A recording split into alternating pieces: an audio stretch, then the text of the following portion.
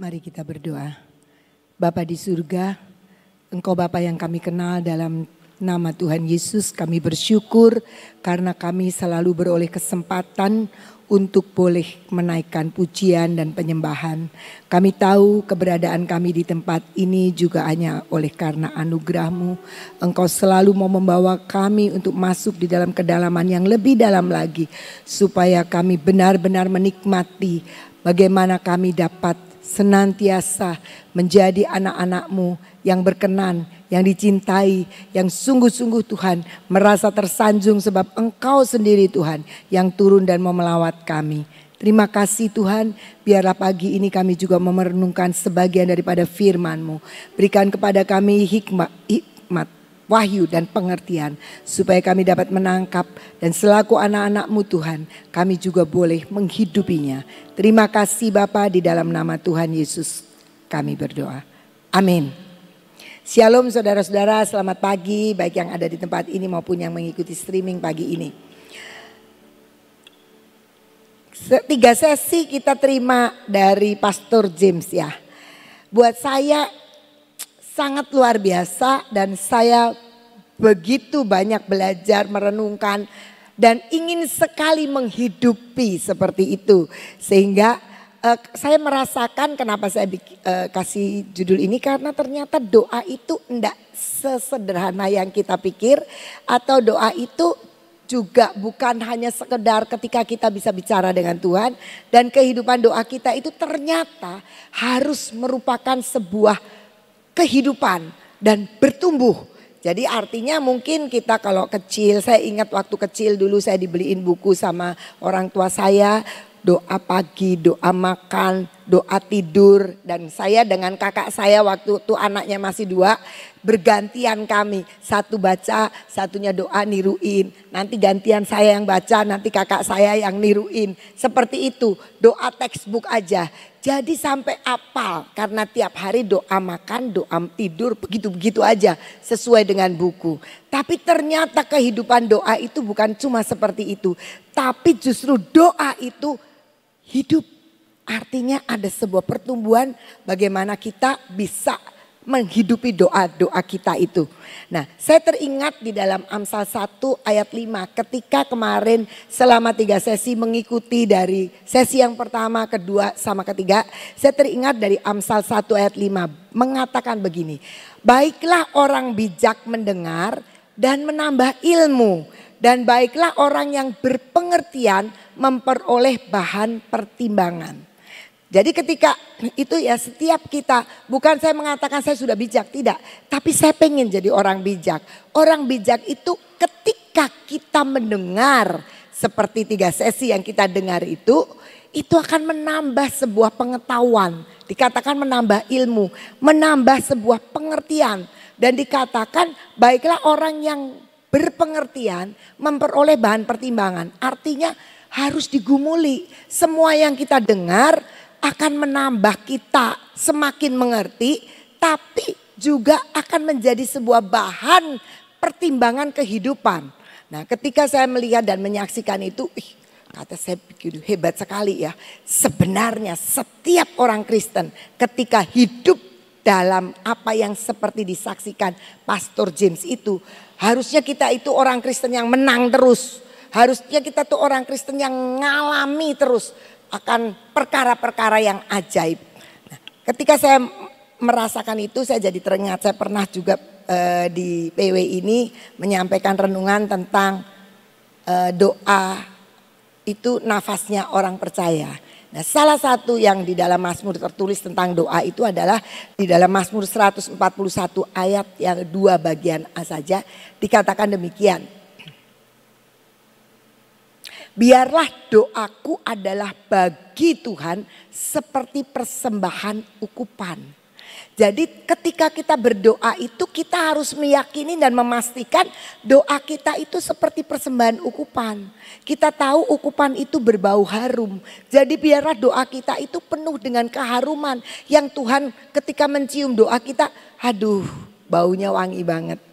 Jadi kita gak berdoa sambil begini, Tuhan banyak orang yang benci sama saya, orang pada iri sama saya begini. Tuhan gak seneng gitu. Tapi Dikatakan doaku itu bagi Tuhan biarlah itu persembahan ukupan. Satu doa yang serak sekali ketika Tuhan menerima doa kita. Seperti apa itu? Ya kita harus belajar. Karena sebenarnya ketika kita bilang seperti ukupan itu melambangkan penyembahan dan pengakuan yang terus menerus akan Allah. Jadi ketika kita menyampaikan doa itu sebenarnya juga kita harus meyakini bahwa ini pengakuan kita akan Tuhan. Jadi itu doa-doa kita ya. Nah itu yang seperti di dalam Mazmur itu. Nah kalau kita kemarin selama 3 sesi itu saya mendengarkan doa. Kemudian di rumah juga saya itu tukang nyatet ya. Jadi seneng nyatet gitu ya. Nah nyatet di rumah saya baca lagi dan sebagainya. Maka saya melihat doa itu sebenarnya mengaktifkan segala sesuatu yang sebenarnya kita harapkan. Kan kalau kita doa itu kan ada harapannya. Kita gak mungkin doa yang kita gak harapin. Gak dikabulin, gak didengerin gitu gak mungkin. Pasti doa itu adalah suatu ekspresi harapan kita, mimpi kita, kerinduan kita, cita-cita kita itu yang ada di dalam doa. Entah itu untuk pribadi, entah itu untuk bangsa, entah itu untuk pelayanan, apapun. Tapi pasti ketika kita menaikkan doa, kita ada satu harapan yang Tuhan mengerjakan, yang Tuhan memberikan sehingga doa kita yang sebenarnya itu hanya ungkapan-ungkapan yang tidak kelihatan itu akan menjadi kenyataan. Dan itu pasti kita ya, kalau kita berdoa pasti pengennya jadi kenyataan. Dan itu doa, itu mengaktifkan, itu kesimpulan saya sendiri. Mengaktifkan segala sesuatu yang kita harapkan, yang kita rindukan, yang kita mimpikan jadi kenyataan. Nah ternyata kalau kita lihat bagaimana Pastor James itu menyaksikan begitu banyak dari apa yang dia doakan dengan puasa. Itu menurut saya spektakuler banget gitu. Sampai satu ketika ya waktu di praise and worship itu dia sampaikan dia pulang gak punya uang. Tapi tiba-tiba ketika dia jalan ada kilat kayak mobil cepat kayak gitu ya. Tiba-tiba 3 langkah dia sudah nyampe ke tempat. Itu mungkin kita akan ngomong begitu, mana bisa? Bisa, karena semua yang di Alkitab juga pernah terjadi. Filipus bisa juga diterbangkan Tuhan, dipindahkan Tuhan. Itu bisa terjadi karena doa dan hubungan kita dengan Tuhan. Nah bagaimana kita memiliki living prayer, doa yang bertumbuh, doa yang mengalami sesuatu dari Tuhan. Ini renungan saya semalam. Nah, yang pertama kita harus punya relationship dengan Tuhan. Kita harus punya hubungan dengan Tuhan. Kita nggak bisa ketemu Tuhan cuma kalau kita punya masalah. Kita tidak bisa kita ketemu Tuhan ketika kita butuh pertolongan Tuhan. Doa kita karena kita butuh Tuhan tolong. Udah pintunya udah tutup, udah mampet, baru kita datang sama Tuhan. Tapi kita harus punya hubungan sama Tuhan. Yohanes 15 ayat 5 sampai 7 mengatakan demikian. Akulah pokok anggur dan kamulah ranting-rantingnya. Barang siapa tinggal di dalam aku dan aku di dalam dia, ia berbuah banyak sebab di luar aku, di luar Yesus kamu tidak dapat berbuat apa-apa. Barang siapa tidak tinggal di dalam aku, dia dibuang keluar seperti ranting dan menjadi kering. Kemudian dikumpulkan orang dan dicampakkan ke dalam api lalu dibakar. Jikalau kamu tinggal di dalam aku dan firmanku tinggal di dalam kamu, mintalah apa saja yang kamu kehendaki dan kamu akan menerimanya. Mungkin ayat yang ke-7 ini ayat yang suka buat kita. Karena dikatakan minta apa saja yang kamu pengen, yang kamu kehendaki, kamu akan menerima. Nah itu pasti kita tuh senang sekali dengan ayat itu. Tetapi sekali lagi di ayat yang kelima dibilang gini, kamu itu ranting. Kalau ranting itu mau hidup harus nempel. Lekatkan hatiku dengan hatimu. Harus melekat. Maka itu akan terjadi ayat yang ke-7 tadi. Yang kelima dulu. Dikatakan bahwa kamu itu ranting. Jadi kalau rantingnya mau tetap hidup tidak dibuang, tidak menjadi kering, itu harus nempel sama pokok anggur. Nempel sama pohonnya. Jadi kita Kalau kita mau ngalami doa yang ajaib, yang spektakuler, yang seperti dialami oleh Pastor James itu ya. Doa puasa 72 jam, saya nggak kebayang 72 hari kayak apa ya. Pasti langsing sekali ya Sof, seneng kita ya. Semua orang Cirebon, Sion ini langsing-langsing. Kita harus membangun sebuah hubungan, relationship dengan Tuhan. Dan itu harus terjadi, menempel seperti ranting, nempel terus. Tuhan gak pernah dengar doaku, nempel aja terus. Tuhan itu kalau ditempel tuh senang, kejar aja Tuhan.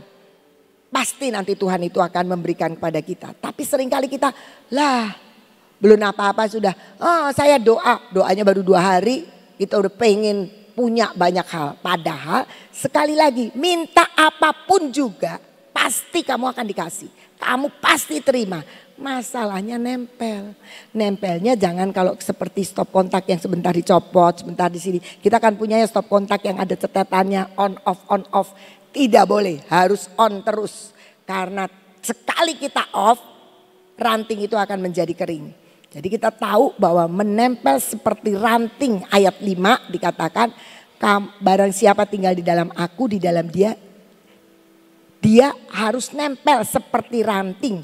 Karena di luar itu kita tidak bisa berbuat apa-apa. Ayat 6. Dan dikatakan di situ barang siapa tidak tinggal di dalam aku, dia dibuang keluar seperti ranting dan menjadi kering. Kemudian dikumpulkan orang, dicampakkan ke dalam api lalu dibakar. Orang yang gak nempel sama Tuhan satu ketika dibakar.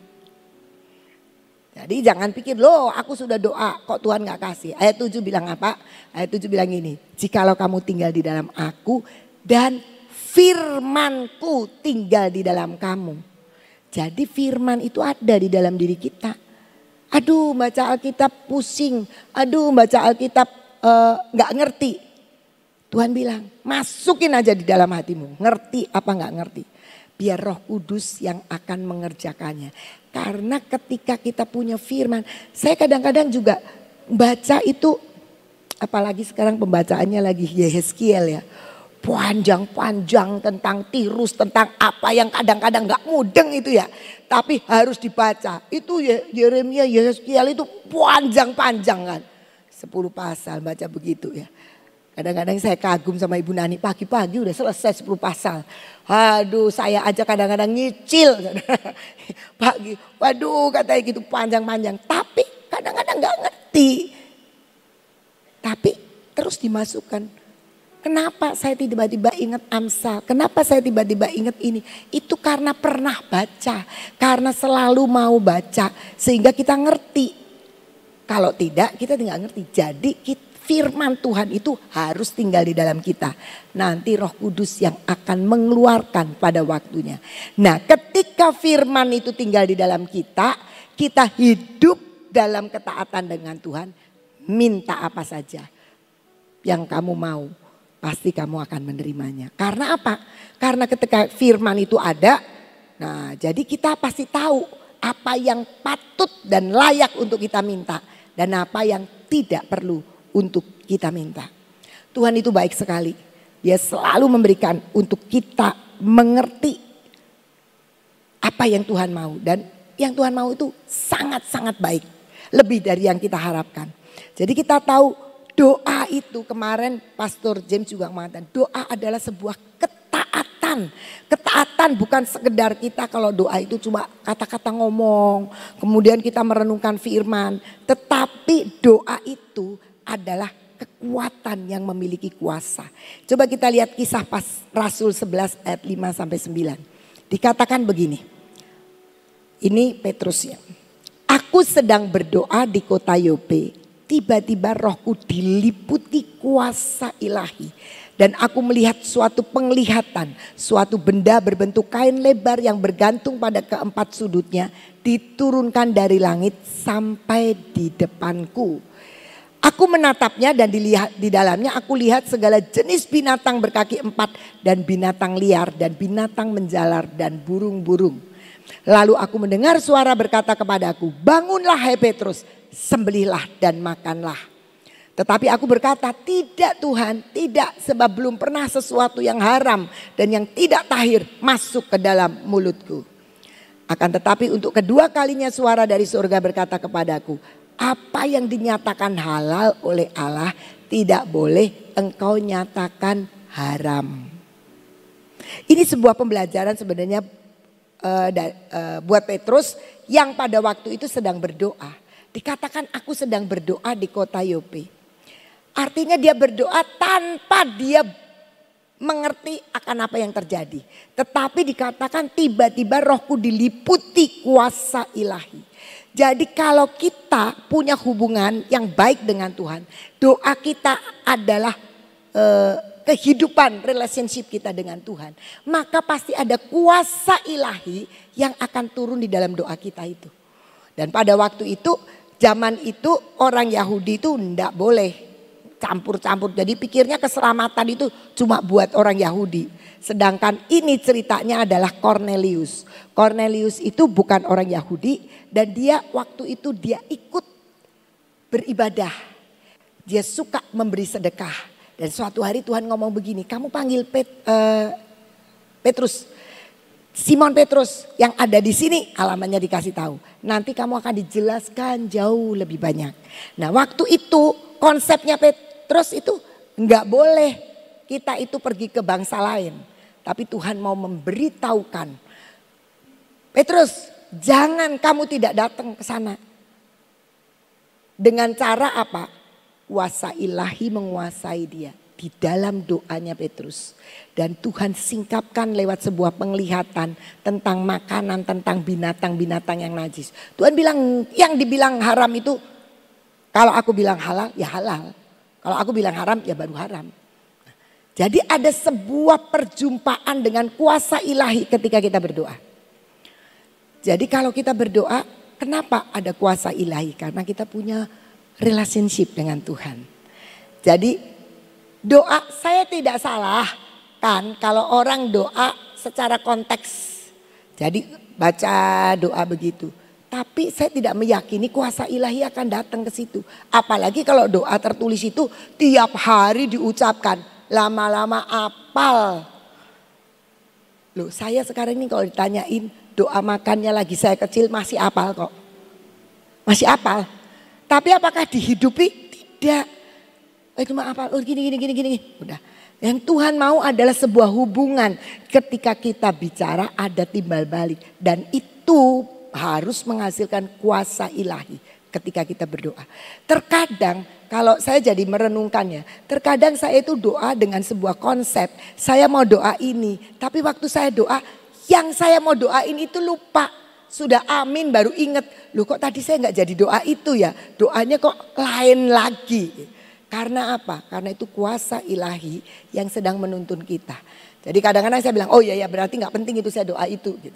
Tapi kadang-kadang saya duduk lagi, doa lagi. Yang itu belum didoakan. Ya itu karena terlalu banyak terikat dengan konteks tekstual. Nah itu jadi yang pertama saya lihat ya. Bagaimana kita memiliki doa yang bertumbuh, doa yang hidup. Yang pertama kita harus punya hubungan relasi dengan Tuhan. Jangan harap ketika kita itu datang ketemu Tuhan itu cuma doa makan, doa tidur, gak pernah baca Alkitab. Terus kita sedang mencari sesuatu, mungkin kontrakan habis, mungkin pekerjaan gak ada. Terus kita bilang ini Tuhan kok gak jawab-jawab sih aku di kontrakan habis.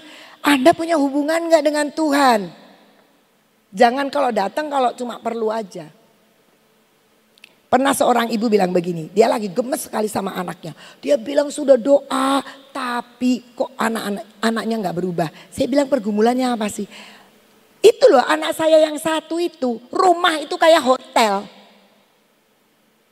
Jadi datang kalau mandi udah itu ngeluyur lagi. Pulang kalau makan udah itu ngeluyur lagi.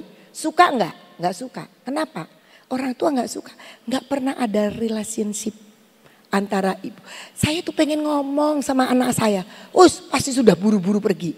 Apalagi saya jengkel. Kalau dia baru pulang sekolah. Tiba-tiba di luar nih temennya sudah panggil-panggil. Klakson-klakson. Teriak-teriak. Wah anak saya makan langsung pergi lagi. Gak suka kan? Tuhan juga ingin ada sebuah hubungan pribadi. Karena ketika hubungan pribadi itu terjadi. Tuhan kita itu punya kuasa ilahi yang mau diturunkan untuk kita bisa menikmati apa yang Tuhan sediakan buat kita. Yang kedua, bagaimana kita memiliki living prayer. Yang kedua adalah partnership. Tuhan itu baik banget. Tuhan itu mau kita jadi partnernya dia. Kita punya kemitraan dengan Tuhan. 1 Korintus 3 ayat 9 bagian A mengatakan demikian. Karena kami, Paulus bilang, adalah kawan sekerja Allah. Jadi Tuhan itu pengen menjadikan kita itu kawan sekerjanya. Artinya apa? Artinya kita ikut dalam setiap karya Allah yang sedang dikerjakan. Satu ketika saya panggil seorang guru ya.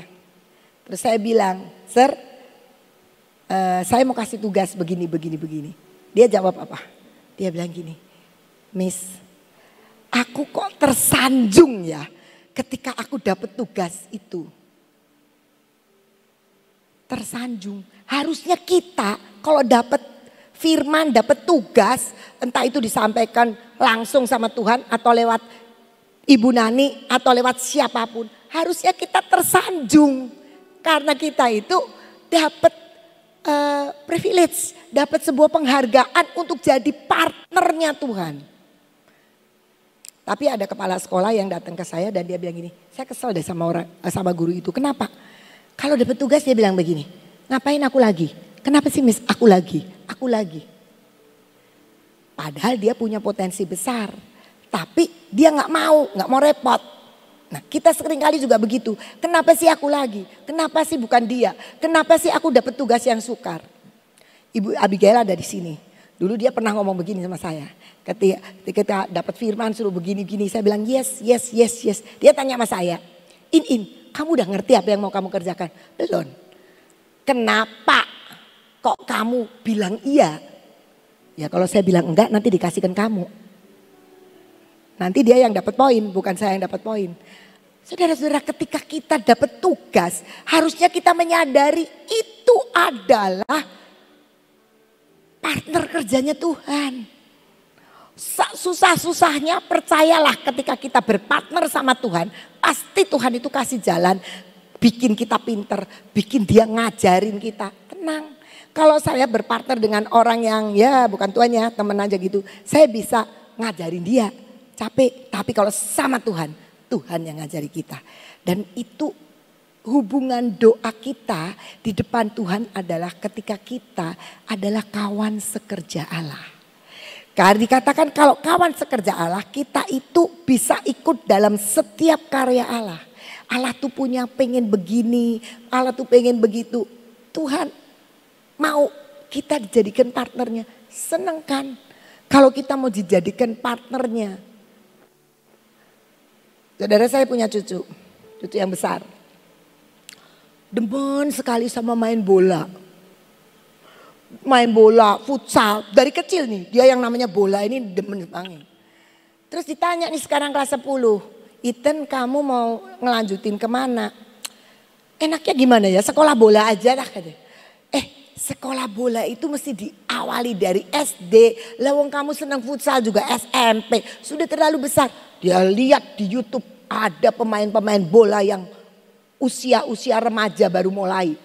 Saya bilang ya itu kan 1001. Saya bilang. Terus dia kemarin ini saya ngobrol sama maminya. Kita doain dia. Dia kelas 10 dia harus punya tujuan pada waktunya. Dia mau ngelanjutkan kemana. Maminya nanya. Ngobrol sama maminya. Maminya akhirnya cerita bilang begini. Dia bilang begini loh mami. Apa? Aku pengen sekolah bisnis katanya. Nanti aku punya uang banyak. Aku mau bikin sekolah sepak bola. Ujungnya sepak bola lagi. Terus saya bilang gini, ya sudahlah saya doakan kamu kayak Bapak Erick Thohir. Ketua PSSI. Ya, saya gitu. Tapi apa sebenarnya kenapa yang dia bilang begitu?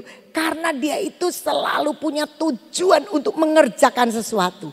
Lah itu pikirannya dia. Lah pikiran kita itu kalau ditawari sama Tuhan jadi kemitraannya Tuhan. Itu jauh lebih enak.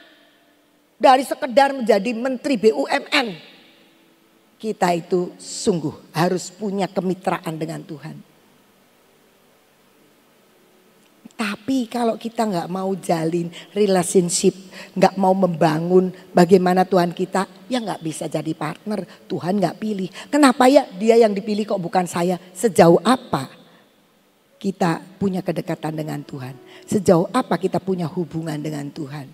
Ketika kita membangun hubungan sama Tuhan, percayalah, Ibu Nani nggak kenal, Ibu Ina nggak kenal, Ibu Guatlan nggak kenal, Ibu Sofi nggak kenal. Tuhan bisa tunjukkan. Tuhan bisa tunjukkan. Saya sangat percaya ketika kita menjalin sebuah hubungan dengan Tuhan, maka promotor kita itu Tuhan. Gak ada yang kenal juga bisa Tuhan pilih. Tiba-tiba dimunculkan gitu. Saya belajar dan saya menghidupi. Saya punya kesimpulan benar. Mau ngumpet dimanapun kalau kita sungguh-sungguh sama Tuhan. Menjalin sebuah relationship dengan Tuhan. Tuhan itu langsung cari kita jadi kawan sekerjanya. Beberapa waktu yang lalu seorang bilang sama saya. Di eklesia itu susah ya melayani. Ibu Nani katanya di eklesia susah melayani. Mau jadi asyir aja orang baru loh sudah dipilih. Sedangkan teman saya itu ngelamar sama Ibu Guatlan ditolak. Loh ini cerita sungguhan loh. Yang pernah dengar omongan begitu ketawa sekarang. Ya. Saya mau kasih tahu ya, percayalah kalau Anda ditolak sama Ibu Guatlan, tapi tidak ditolak sama Tuhan, Tuhan akan mereka-reka jadi. Kalau Ibu Nani nggak lihat kita, tapi Tuhan memilih kita, tiba-tiba Ibu Nani punya mata di belakang sini, oh lihat. Atau mungkin tiba-tiba Ibu Sofi yang lihat, mah itu loh mah. Cara Tuhan, saya sangat mengenal Tuhan itu. Jadi promotor hidup saya. Saya waktu pindah ke Cirebon gak punya temen. Tahu sendiri kan suami saya seperti apa. Suami saya orang diem, bukannya hehehe gitu. Kita kondangan ke sana siapa itu Wit? Gak tahu, gak inget. Coba kayak gitu kan. Wong kamu diundang ya pasti kamu kenal. Dia bukan orang yang begitu supel dengan orang. Tapi satu hari. Saya ngomong di depan Ibu Nani ini. Satu hari saya ditelepon sama Ibu Nani. In, kamu mimpin pujian ya? Saya tidak tahu loh, sampai sekarang saya lupa mau nanya. Dari mana Ibu Nani itu bisa ngomong sama saya? Saya aja kalau datang ke persekutuan pada waktu itu masih di atas motor karena penuh. Dan saya selalu terlambat karena saya ada pelayanan di gereja. Tapi satu hari ditelepon. Pertama saya ditelepon, saya bilang, aduh nanti dulu lah, nanti dulu. Gak berani. Kedua telepon, saya menyadari Tuhan sedang mempromosikan saya. Dan lewat itu semua sampai detik ini, saya tidak pernah minta pelayanan. Tuhan sendiri yang akan menjadikan kita kawan sekerja. Ketika kita bertanggung jawab dengan hidup kita, membangun hubungan dengan Tuhan. Dia akan pilih kita menjadi kawan sekerja. Saya udah ngelamar sama Ibu Guatlan, tidak diterima. Saya tidak tahu, pasti punya nggak diterima itu saya tidak tahu gitu ya. Tapi jangan bilang itu yang lebih baru kok sudah dikasih tugas. Seberapa jauh Anda membangun hubungan dengan Tuhan? Saya sangat percaya di eklesia ini pelayanan itu karena pekerjaan kuasa ilahi yang mengerjakannya. Kalau tidak kuasa ilahi ke Uganda, ya mendingan plesir ke Eropa. Ya mahal-mahal. Kemarin ada yang WA saya. Ibu Nani dia bilang gini. Ci mahal sekali pergi ke Uganda. Aku mau kenalkan dengan travel yang murah. Siapa itu bukan urusan saya, itu urusannya Ibu Nani bersama Sofi dan bersama semua. Udahlah sudah berjalan semua. Saya tahu ini sudah yang terbaik. Karena bagaimanapun dengan siapapun kita berpartner Tuhan yang menuntun. Itu kita percaya. Partnership. Kisah Rasul 13 ayat 2 sampai 3. Sekalipun aku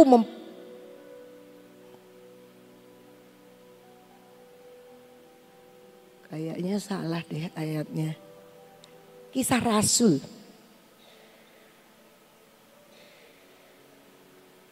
Bukan Korintus, Kisah Rasul.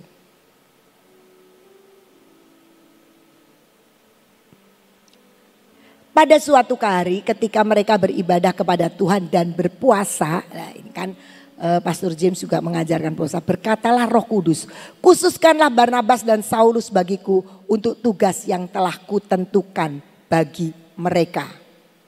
Ayat 3. Maka berpuasa dan berdoalah mereka, dan setelah meletakkan tangan ke atas kedua orang itu, mereka membiarkan keduanya pergi. Di dalam doa Tuhan itu akan menyatakan kepada siapa dia mau memberi tugas sebagai partner kerjanya. Jadi doa itu juga akan menunjukkan sesuatu yang Tuhan inginkan untuk proyeknya, untuk karyanya. Dan pada waktu itu dikatakan dalam doa itu kemudian Tuhan memberitahukan kepada jemaat di situ, itu loh Paulus dan Barnabas itu untuk suatu tugas tertentu yang dia utus. Nah itu, nah kita akan lihat lagi Kisah Rasul 16 ayat 9 sampai 10. Pada malam harinya tampaklah oleh Paulus suatu penglihatan, ada seorang Makedonia berdiri di situ dan berseru kepadanya, katanya, menyeberanglah kemari dan tolonglah kami. Setelah Paulus melihat penglihatan itu, segeralah kami mencari kesempatan untuk berangkat ke Makedonia. Karena dari penglihatan itu kami menarik kesimpulan bahwa Allah telah memanggil kami untuk memberitakan Injil kepada orang-orang di sana. Artinya apa? Ketika kita menjadi partnershipnya Tuhan, Tuhan itu yang akan menunjukkan apa yang kita harus lakukan. Di dalam doa-doa dia akan memberikan, menerjemahkan apa yang menjadi keinginannya. Jadi kita tahu bahwa kehidupan seperti itu menjadikan hidup kita, doa kita itu hidup. Karena setiap kali Tuhan ngajari, setiap kali Tuhan bisa ngasih penglihatan, setiap kali Tuhan bisa ngasih perintah, setiap kali Tuhan bisa cerita tentang proyek-proyek yang dia mau kerjakan. Dan itu saya melihat terjadi di tempat ini. Banyak orang bertanya, salah satunya saya juga bertanya ke Ibu Nani. Gak ada doa 15 jam lagi dah. Dijawab begini, Tuhan gak ngomong, saya tidak berani. Dan itulah stylenya di sini. Kita bukan bekerja karena sebuah ide manusia, tapi kita adalah partner dengan Tuhan, kawan sekerja. Jadi kalau Tuhan ngomong baru dikerjakan. Ini partner saya. Walaupun tahu gak kalau doa 15 jam itu, tanya Bu Guadlan, Pak Cece, bendahara, duitnya banyak loh. Tapi kalau Tuhan suruh kita sebagai partner kerja, dia yang akan selesaikan semua. Dan itulah hubungan kita di dalam doa.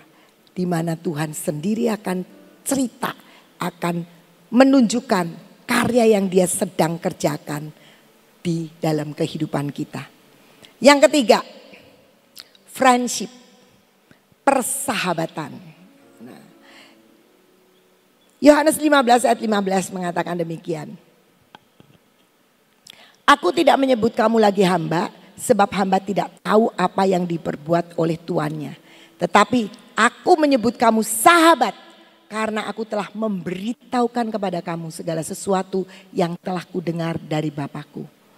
Persahabatan itu menjadikan kita bisa saling curhat. Dan kalau kita bersahabat dengan Tuhan, Tuhan itu akan memberitahukan kepada, karena dia sahabat kita, dia juga bisa curhat sama kita. Dan kita juga bisa curhat sama Tuhan. Jadi kita tahu bahwa sebenarnya membangun sebuah kehidupan doa, doa yang hidup itu adalah doa yang juga membangun hubungan dengan Tuhan sebagai sahabat, persahabatan. Karena dikatakan kalau kita datang kepada Tuhan sebagai hamba, enggak banyak. Sekarang di sini ada yang punya pembantu. Suka curhat enggak kita sama pembantu? Enggak pernah kan? Kita curhat sama sahabat, sama pembantu ngapain? Kita enggak akan dapat penyelesaian atau ya enggak pernah lah kita curhat-curhat sama pembantu. Mazmur 25 ayat 14 mengatakan, Tuhan bergaul karib dengan orang yang takut akan Dia dan perjanjiannya diberitahukannya kepada mereka. Orang bergaul karib itu pasti bersahabat. Dan kalau bersahabat Tuhan bilang perjanjiannya Dia beritahukan kepada orang-orang yang menjadi sahabatnya. Jadi kalau kita jadi sahabat, kita tuh akan dapat informasi yang paling cepat lah. Banyak orang yang suka nanya sama saya. Ci, ada berita dari Ibu Nani. Kenapa nanya sama saya? Karena dianggap saya dekat dengan Ibu Nani. Ada yang nanya sama saya, Mami ngomong apa? Nah, kepengen tahu aja, kepo. Kenapa tanya sama saya? Karena dianggap saya adalah orang yang dekat. Nah, kalau Anda dekat, Anda pasti nggak nanya sama saya. Nanya sendiri sama Ibu Nani. Kenapa nanya sama saya? Karena merasa tidak dekat. Nah, dengan Tuhan juga seperti itu. Dengan Tuhan juga kita bisa menjadi sahabat dan biar Dia menjadi sahabat, maka Dia akan cerita. Kejadian 18 ayat 17. Satu hari Tuhan itu bilang, nih Sodom dan Gomora ini aku dengar ini jahat-jahat. Aku mau datang ninjau. Tuhan nih ketemu dulu sama Abraham. Terus mikir dalam hati, apakah aku akan menyembunyikan kepada Abraham apa yang hendak kulakukan ini? Loh hebat toh Tuhan. Padahal Tuhan itu kalau mau benar-benar mau membumi hanguskan Sodom dan Gomora nggak butuh Abraham. Langsung aja. Abraham itu tidak butuh dikasih tahu. Kepentingannya adalah kepentingan Tuhan. Tetapi karena Abraham adalah sahabat Allah. Firman Tuhan bilang begitu. Maka dia tuh bilang, Tuhan mikir enaknya ngomong gak ya sama Abraham. Saudara kalau kita jadi sahabatnya Tuhan. Tuhan itu gak enak kalau gak cerita sama kita. Dan dia kan enaknya gimana ya. Ngomong gak ya. Seperti itu. Jadi bagaimana kita punya kehidupan doa yang hidup. Doa yang bisa tidak sekedar kontekstual. Doa yang terus rutin ngomong begitu aja. Kita doain anak ya didoain kok gak manjur-manjur. Karena kita sendiri cuma mau jadi calo. Anak kita menjadi lebih baik tapi kita gak pernah berharap kita menjadi lebih baik. Banyak orang tua mendoakan anak-anaknya menjadi baik. Sementara dia membiarkan dirinya tidak menjadi lebih baik. Karena tidak membangun apa yang tadi dikatakan. Membangun hubungan, relationship dengan Tuhan. Membangun partnership dengan Tuhan. Membangun apa lagi? Membangun friendship dengan Tuhan. Jadi doa kita adalah lahir dari relationshipnya kita dengan Tuhan. Terlahir dari bahwa kita itu partnernya Tuhan. Kalau disuruh apa nggak mau, pengennya milih. Maaf saudara-saudara, saya tidak menuduh siapapun. Tapi orang disuruh jadi singer lebih cepat mau ketimbang disuruh jadi yang nggak kelihatan. GK, properti, lebih susah. Tapi cari singer lebih gampang. Cuma masalahnya ya nyanyinya nggak boleh fales. Lah itu yang jadi susahnya itu. Nah tapi saya mau katakan karena banyak orang lebih suka dengan apa yang dia suka. Tapi kadang-kadang kalau jadi partnernya Tuhan kita dapat tugas yang mungkin kita tidak suka. Tapi percayalah berpartner dengan Tuhan itu akan menjadi satu nilai yang tidak pernah kita dapat dari tempat lain. Mari doa kita benar-benar diyakini dari sebuah hubungan dengan Tuhan, dari sebuah kawan sekerja dengan Tuhan, dari sebuah kemitraan dengan Tuhan, dari sebuah persahabatan dengan Tuhan. Percayalah, saya percaya Pastor James sudah menikmati itu, Pastor James sudah mengalami itu. Sehingga kalau kita lihat, wow hebat sekali ya, wow hebat sekali ya. Tapi seberapa kita memiliki living prayer seperti itu. Relationship, partnership, friendship. Kita mungkin lihat di figur Ibu Nani.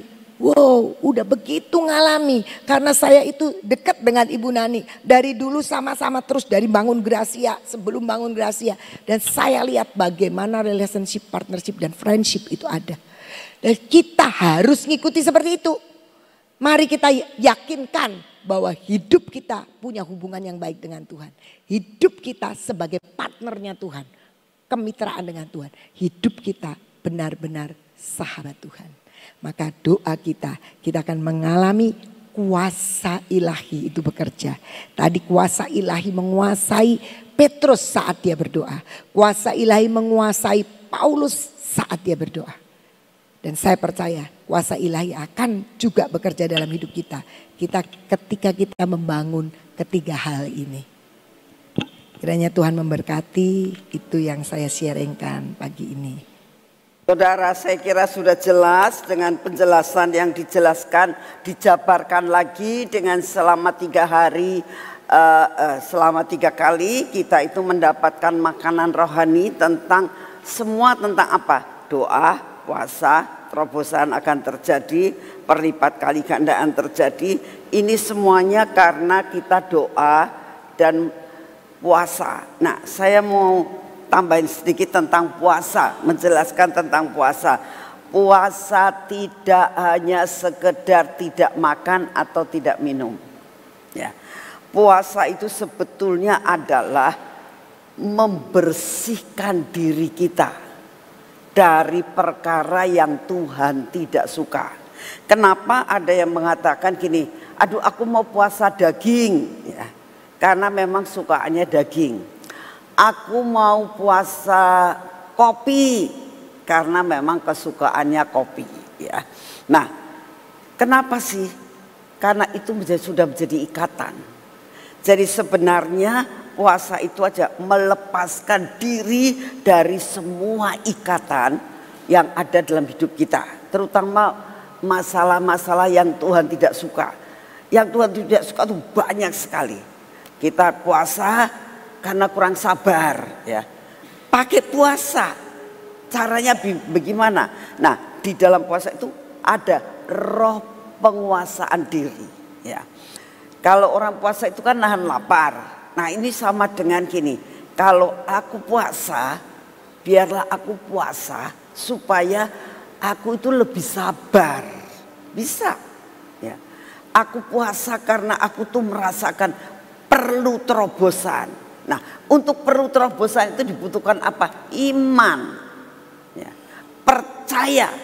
Nah, kalau engkau itu pengen multiplikasi, kalau kau itu ingin untuk terobosan, itu kan butuh iman.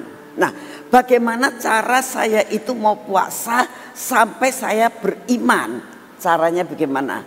Dalam doa puasa, dengan kita itu merendahkan diri sungguh-sungguh di hadapan Tuhan, apa yang harus kita lakukan? Dengerin banyak khotbah tentang kesaksian. Ya. Itu akan menimbulkan iman kamu. Ya. Lalu katakan, Tuhan, aku mau belajar dari perkara yang kecil supaya Engkau memberikan kepadaku perkara-perkara yang besar. Saudara, saat ini saya merasakan untuk terobosan-terobosan finansial itu kenapa saya bisa lulus gitu ya. Tuhan mulai ngajar saya dari perkara yang kecil. Yaitu pada saat setiap kali Tuhan menginginkan kita membuat retreat, itu tahun 81. Ya. Kurang uang. Pertama kali Tuhan ngomong, mereka bayarin semuanya. Ya. Naik bus dibayarin, retreat RC di Sela Bintana gratis. Pertama kali 1 bus, tahun depannya lagi 2 bus, ya. Suruh gratis semuanya, ya. Nah, dari situ saya mulai bertumbuh iman saya, ya. Percaya Tuhan cukupkan. Lama-lama biayanya kurang 1 juta. Kalau bayar makanan, bayar ini kurang 1 juta. Ya. Doa terus doa. Kita seringkali kalau lagi retreat itu kita ada di ruangan kecil buat berdoa. Ya. Lulus 2 juta kurangnya. Lulus 5 juta kurangnya. Lulus 10 juta. Lulus 50 juta. Lulus 100 juta. Lulus. Nah, saya bilang, aduh Tuhan, Engkau tuh memang mengajar mulai dari sedikit-sedikit. 1 juta lulus, imannya tambahkan. 2 juta lulus, imannya tambah lagi. Tambah lagi, sampai 100 juta Tuhan genapkan, lulus. Puji Tuhan. Tapi Tuhan gak sampai situ, gak bisa, kamu terus harus ditarik. Ya. Suruh bangun gedung dengan tidak ada apa-apa. Ya. Saudara tahu pada saat bangun gedung itu kalau saudara lihat di kas tidak lebih dari 10 juta. Tapi wujudnya gedung ini bisa jadi. Itu mujizat. Kekurangan terus lulus sampai gedung ini jadi.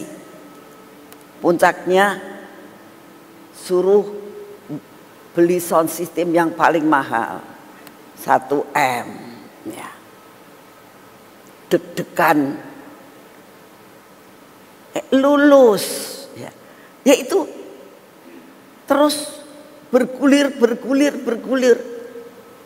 sampai yang terakhir beli tanah sebelah 4 M.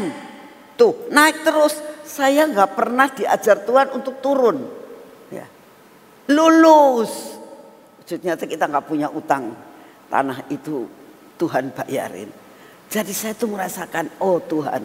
Jadi kalau kamu mau terobosan, itu juga harus banyak puasa. Ya. Banyak doa puasa untuk apa? Membangkitkan iman. Nah, kan banyak sekali masalah kamu bermacam-macam kan. Sakit penyakit misalnya, ya itu iman, butuh iman.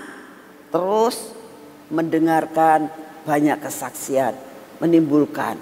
Terus Tuhan beri aku pengalaman ya, dari perkara yang kecil. Pengalaman dalam perkara kecil akan membuat engkau tambah lama tambah naik. Sehingga nama Tuhan dipermuliakan. Sehingga sampai dengan sekarang saya merasakan Tuhan itu sudah. Saya sih kalau apa-apa cuma ngomong Tuhan butuh ini. Saudara tahu nggak? Saat ini saya juga lagi bergumul Uganda loh, sungguh. Ya anak-anak pada pergi-pergi itu biayanya ada sedikit saudara. Saya juga Tuhan tolong. Ya. Terus satu hal yang membuat saya ucapkan adalah begini. Yang nyuruh kamu ke Uganda siapa? Engkau Tuhan. Biasanya kalau engkau disuruh itu dibiayain enggak? Ya dibiayai. Ya sudah. Saya cuma dapatnya itu. Jadi saya bilang, makasih Tuhan. Terima kasih Tuhan. Aku sedang menanti-nantikan penggenapan semua janjimu. Karena biayanya enggak kejangkau dengan pikiran saya. Itu yang saya lakukan. Engkau punya 1001 jalan buat menolong kita. Menolong ini Gracia. Sampai kita bisa menginjakkan kaki kita di sana. Ya sudah itu yang saya lakukan. Saya enggak terus setiap hari enggak benar. Tuhan mana berkatmu, enggak. Saya cuma ngomong terima kasih Tuhan. Engkau yang menyuruh, engkau yang membiayai. Terima kasih Tuhan. Itu yang saya lakukan, saudara. Ayo belajar begitu. Kalau engkau mendapatkan janji Tuhan, pegang itu, ucapkan syukur. Kau akan mendapatkan apa yang Tuhan sudah janjikan. Ya. Mari kita berdoa. Terima kasih ya Tuhan untuk apa yang kau sedang kerjakan terus dalam hidup kami. Tarik iman kami. Anugerahkan Tuhan. Biar semua rencanamu tidak ada yang gagal dalam hidup kami. Terima kasih dan terima kasih. Biarlah kami tidak hanya untuk mendengar tapi mencerna semua yang kami dengar. Iman kami bangkit.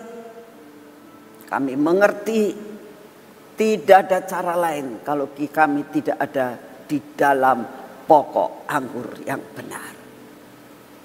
Terima kasih untuk kasih setiamu dan semua yang kau berikan buat kami.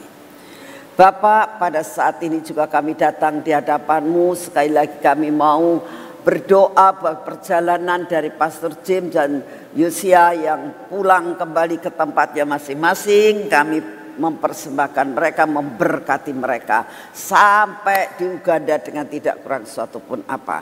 Terima kasih ya Tuhan Yesus, Engkau sungguh amat sangat baik. Bapak, saat ini kami datang di hadapan-Mu. Sekali lagi kami datang di hadapan-Mu ya Tuhan. Engkau yang akan memberkati akan bangsa ini ya Tuhan. Engkau tolong bangsa ini Tuhan. Kami tahu dengan segala gejolak yang ada saat ini. Dengan saham-saham yang turun yang kami mendengar. Terjadi pergolakan dalam bidang ekonomi. Tuhan, kami hanya minta anugerah-Mu turun. Engkau yang akan membuat sedemikian rupa, goncangan apapun, Engkau tetap pegang kendali atas ekonomi Indonesia. Terima kasih untuk semuanya. Kami hanya minta anugerah-Mu turun Tuhan. Berkati akan Bapak Presiden dan Wakil Presiden. Dengan segala keruwetan yang ada dalam kehidupan mereka. Dengan mengatur bangsa ini. Kompleks banget Tuhan. Akan persoalan yang dihadapi. Kami hanya minta hikmat-Mu. Kebijaksanaan. Kesabaran yang daripada-Mu. Untuk dapat mengatur dalam segala perkara dengan baik. Terima kasih Tuhan. Kami juga percaya dengan Megatrust ini Engkau akan selesaikan Tuhan. Sehingga semua lempengan-lempengan ini sementara boleh tidur Tuhan. Sampai waktu yang Engkau tentukan. Terima kasih Tuhan Yesus. Terima kasih untuk kasih setia-Mu. Kami berdoa saat ini untuk lawatan. Lawatan buat Uganda. Lawatan buat pulau-pulau. Tuhan, Engkau yang akan menyediakan segala kebutuhan kami. Engkau akan memberkati akan kami Tuhan. Sehingga kami dapat menyelesaikan tugas seperti yang Engkau mau. Kami percaya Engkaulah provider kami. Untuk mengatur segala sesuatu yang sangat baik. Terima kasih untuk semua Bapak. Engkau sungguh amat sangat baik. Kami juga berdoa untuk pergumulan kami masing-masing. Tolong Tuhan, yang sakit Engkau jamah, yang lagi mengalami perkara-perkara kesesakan Engkau buka jalan Tuhan. Kami mau menyerahkan semua beban kami ke dalam tangan-Mu. Segala pujian, hormat, syukur kami naikkan di hadapan-Mu. Bapak, berikan kepada kami daya tahan tubuh yang baik. Daya tahan tubuh yang dari surga yang memenuhi kehidupan kami.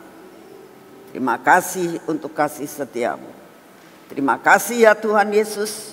Engkau sungguh baik atas hidup kami. Dalam nama Tuhan Yesus. Mari kita masuk dalam pengurapan.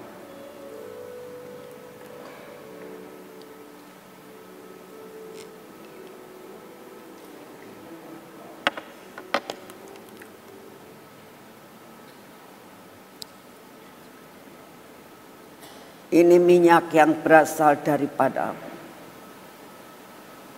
Minyak surgawi. Minyak keajaiban. Minyak supranatural. Biarlah apa yang terbaik dari surga kami terima.